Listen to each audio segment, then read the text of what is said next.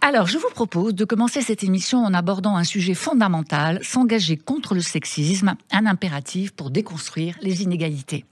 L'année 2024 a révélé une fracture sociale grandissante autour des enjeux d'égalité du genre et des droits des femmes.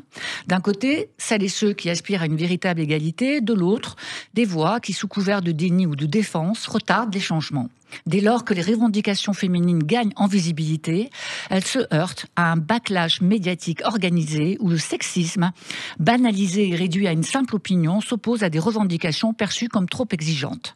Le dernier rapport du Haut Conseil à l'égalité dresse un constat édifiant. Malgré des avancées symboliques et des prises de conscience collectives, le sexisme reste profondément enraciné dans notre société. Et les chiffres parlent d'eux-mêmes. 86% des femmes déclarent avoir vécu une situation sexiste et 9 sur 10 modifient leur comportement pour l'éviter.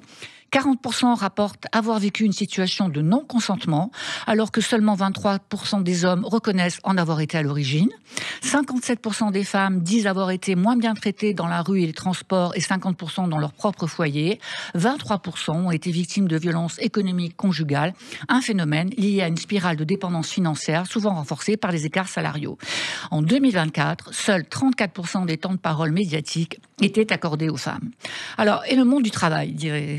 Le monde du travail reste un bastion d'inégalité. 83% des femmes y dénoncent un traitement inégal, avec un écart salarial de 23,5% dans le secteur privé. Et plus de 3 millions de femmes, ce chiffre est terrible, déclarent subir chaque année des violences sexistes et sexuelles. Et plus de 3 femmes par jour sont victimes de féminicides, de tentatives ou de suicides forcés liés à ces violences. Ces chiffres traduisent aussi une réalité désespérante, car malgré les luttes acharnées menées par les féministes, 94% des jeunes femmes de 15 à 24 ans estiment qu'il est plus difficile d'être une femme aujourd'hui. Le procès des viols de Mazan, historique par ses dimensions, a agi comme un miroir brutal de ces violences systémiques, avec 65% de Français qui reconnaissent une responsabilité masculine collective. Alors, quelles sont les priorités pour avancer ?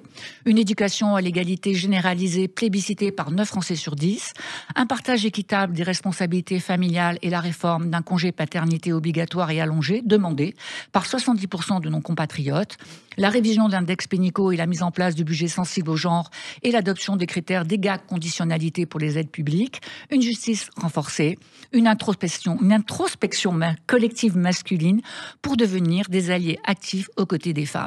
Nous sommes à un tournant. Le sexisme n'est pas une opinion, c'est un fléau qui gangrène nos sociétés et perpétue les inégalités.